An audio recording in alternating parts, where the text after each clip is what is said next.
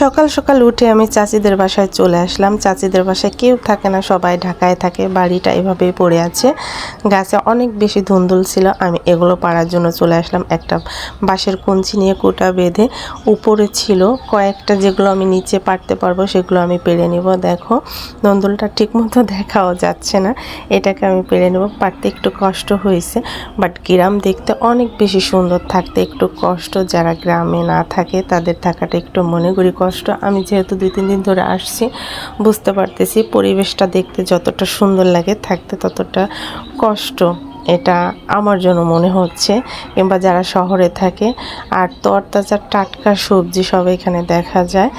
দেখো এত সুন্দর ছিল ধুন্দুলটা, একদম টাটকা। আমি পেরে তো অনেক বেশি খুশি হয়েছি। আমি কয়েকটা পেরেছি, 2-1টা পোকায় খেয়ে ফেলেছি। সবগুলো পেরে আমি এক জায়গায় জড়ো করে রেখেছি। এগুলো নিয়ে আমি চলে যাব আমাদের বাসায়।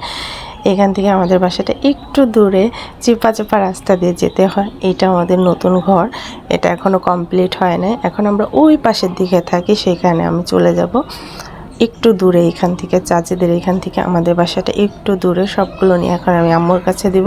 এগুলো আমরা দুপুরে রান্না করব। আজকে গাছের থেকে